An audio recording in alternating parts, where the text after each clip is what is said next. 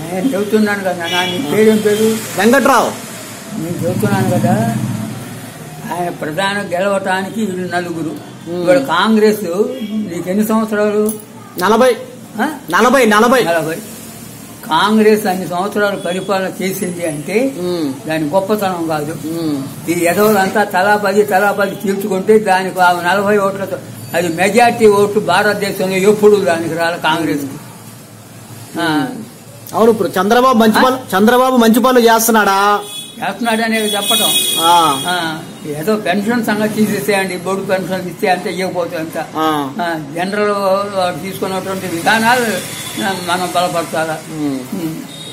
Pension ఇస్తున్నాడా లేదా అనేది కాదు, ఇల్లు కట్టిస్తున్నాడా లేదా అనేది కాదు ఇక్కడ పాయింట్. తీసుకున్నటువంటి బడ్జెట్ ఆయన చేసే బడ్జెట్ లో ఎట్లా ఉంటుంది దానికి మనం విలువలు. కానీ ఇది ఇల్లు కట్టిస్తేనో పెన్షన్ ఇస్తేనో మన ఓట్లు వేయకూడదు. మన ఓట్లు ఆయన విధానాల మీద వేయాలి. విధానాలు బాగున్నాయా విధానాలు బాగున్నాయనే చెప్పడం. పోలవరం పరిస్థితి ఏంది? పోలవరం ప్రాజెక్ట్ వాడు కేంద్ర ప్రభుత్వం డబ్బులు ఇవ్వకపోయినా ఇంతవరకు తీసుకొచ్చాడు కదా.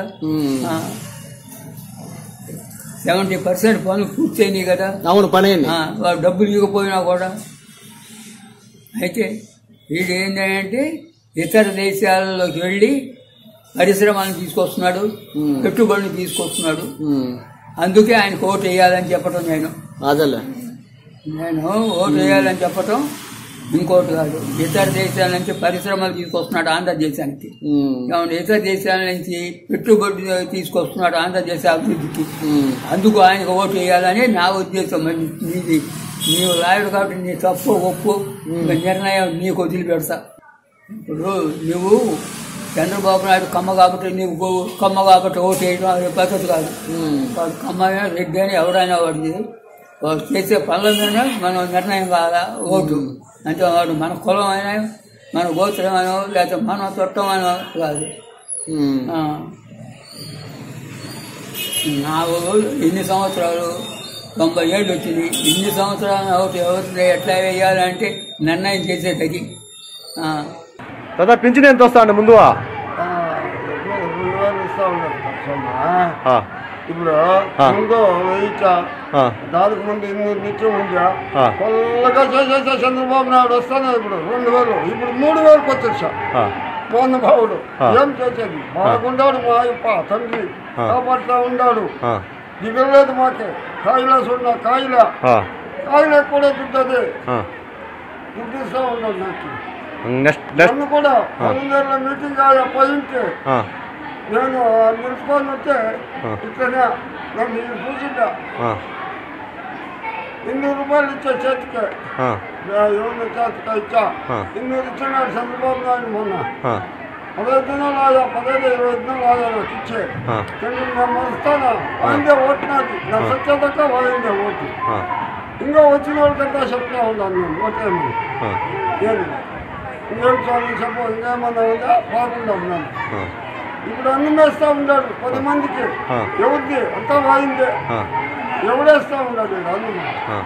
వాయిని ఇచ్చినా భోజనాలు, వాయిని ఇచ్చినా వెళ్తాను సభ ఇచ్చిందే దుడ్డు. చిట్టానే ఉండదు మళ్ళీ వాయిని చెప్తాను. మీ ఇంట్లో వాళ్ళు బాగా చూస్తారా? నన్ను ఎవడు అడిగాడురా? నన్ను ఎవడు అడిగాడు? మీ ఇంట్లో నీ కొడుకులు ఏం చూసేయాలి మిమ్మల్ని?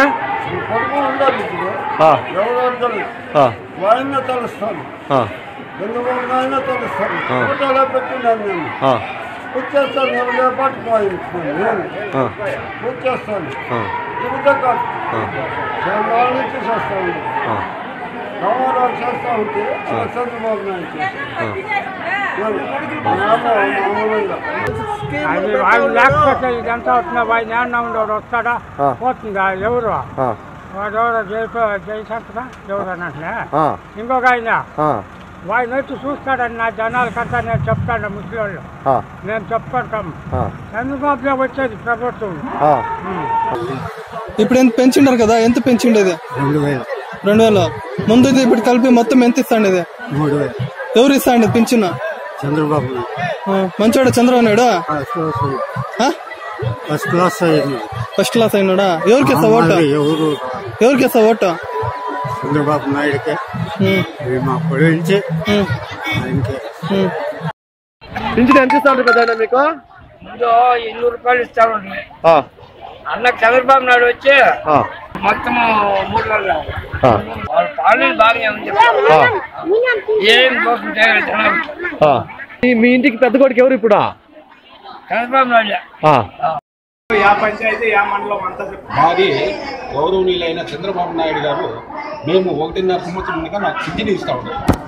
కాబట్టి మాది సగనే కుటుంబం, రామకుప్పం మండలము బందారులపల్లి పంచాయతీ సగనే కుటుంబం గ్రామం. కనుక ఆయన వచ్చినాడు ఇంకా మేము మొదటిగా ఆయన పార్టీలో ఉండుకొని మా శక్తాచారం ఆయనకు సపోర్ట్ చేస్తుంది. మాకు మా ఊరి గ్రామానికి తార్ రోడ్లు ఇచ్చినాడు, మరుగుదొడ్లు ఇచ్చినాడు, దిశీ రోడ్లు ఇచ్చినాడు.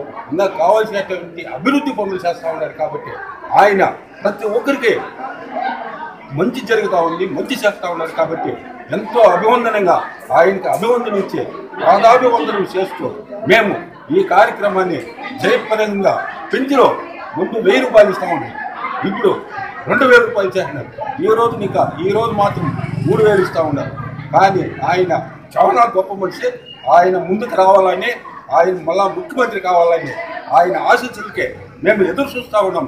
మా శక్తానుసారము ఆయన గురించి మా చేతికి కొంత డబ్బు అయినా ఖర్చు పెట్టి ఆయన్ని ముందుకు తీసుకురావాలని మేము కోరుకుంటూ ఆయన్ని ముందుకు తీసుకురావాలా మా అన్న, మా పెద్దన్నతో సమానంగా ఆయన మేము భావిస్తూ ఉన్నాము. అందుకోసము ఇంకా కొంతమంది వ్యతిరేకులు కూడా మా గ్రామంలో ఇదంటా ఉంటే కూడా వాళ్ళు కూడా మేము వ్యతిరేకించి పోరాడుతూ ఉన్నాం.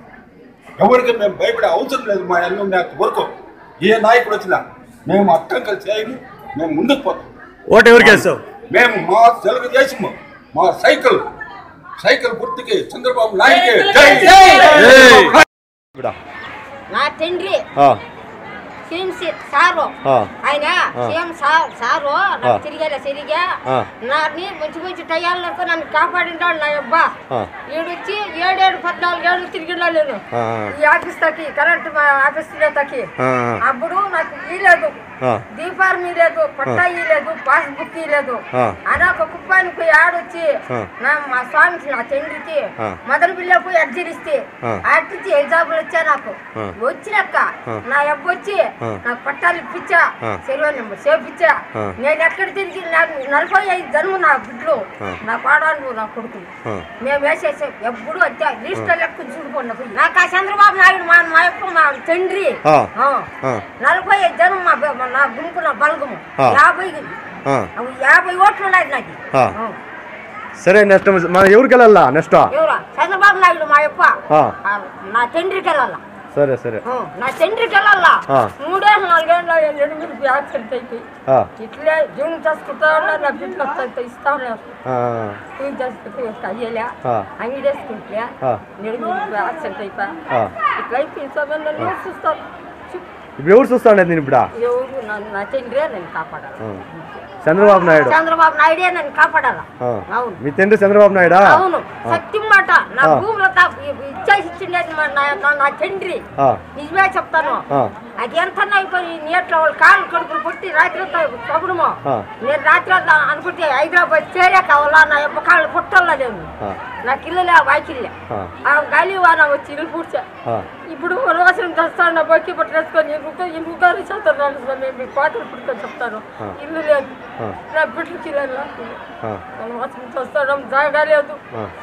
నేను పిల్ల నేను ఇక్కడ వచ్చి చేరిపోతే నా ముగ్గురు, నా ముగ్గురు కూర్చొని నా బిడ్డలు పోయి మనకి నా కూర్చొని తండ్రి మా ఎప్పుడు కాపాడినాడు. చెప్పలేదు, నా బిడ్డ సచ్చిగా 6 7 బిడ్డ సచ్చిగా నా తండ్రి కాపాడినాడు. సత్యం మాట చెప్తాను.